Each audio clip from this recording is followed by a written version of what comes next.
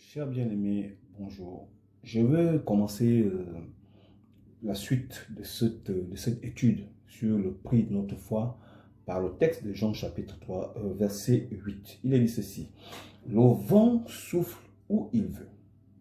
Tu entends le bruit, mais tu ne sais d'où il vient, ni où il va. Il en est ainsi de tout homme qui est né de l'esprit. Alors, nous avons vu hier que Jean déjà a été exilé dans l'île appelée Patmos à cause de la parole de Dieu et du témoignage de Jésus. Le crime de cet apôtre était d'avoir témoigné de Jésus-Christ et d'avoir sauvé des vies. Et il est amené en exil dans Patmos parce que le crime qu'il a commis, c'est d'avoir sauvé des vies et d'avoir témoigné de Jésus, d'avoir, rendu la parole de Dieu vivante dans les vies de plusieurs personnes. Alors, j'ai envie de vous parler de l'île de Patmos, qui n'était pas un endroit, disons, de plaisir ou de tourisme. C'était un endroit où les Romains envoyaient les gens en déportation. Ils utilisaient cet endroit pour envoyer tous ceux qui étaient les épris de la société, des brigands, des criminels, j'ai même envie des opposants et des hommes de tous bords, afin de les éloigner pour eux des hommes de civilisation. Et tout ce qui était opposé, soit aux autorités en place. Alors, voyez-vous, Jean est aussi mis dans le même paquet que ces personnes criminelles et autres.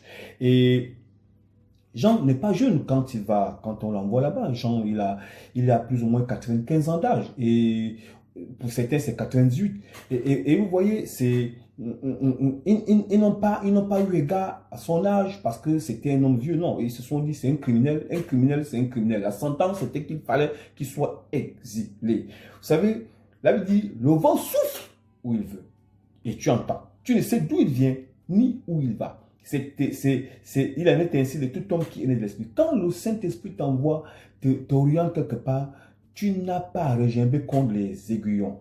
Le prix de notre foi, bien-aimé, c'est un sujet profond. Vous savez, Jean était habitant de la ville d'Éphèse. Et la ville d'Éphèse, ce n'était pas une ville facile parce que Paul lui-même avait déjà fait des frais de ça dans Acte 19, verset 27, où il avait été confronté à l'opposition de la ville parce que les gens vivaient des œuvres, disons, que leur procuraient les images de la déesse Diane, qui est une déesse de fécondité, déesse de protectrice des âmes, déesse de protectrice des animaux, tout ce que vous connaissez.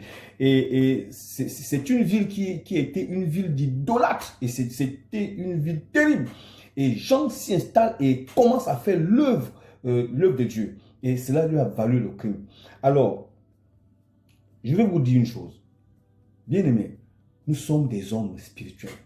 Et les hommes spirituels sont conduits par l'esprit et sont orientés par l'esprit.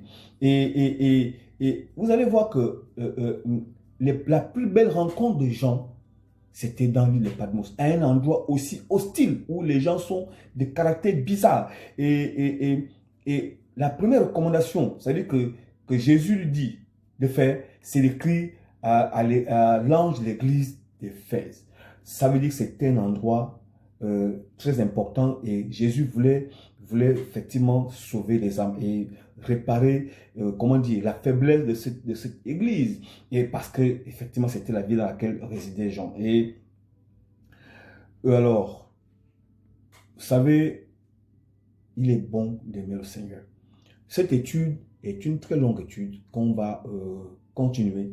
Demain, nous allons continuer de travailler et voir en fait les profondeurs sur le prix de notre foi. Que Dieu vous bénisse. Amen.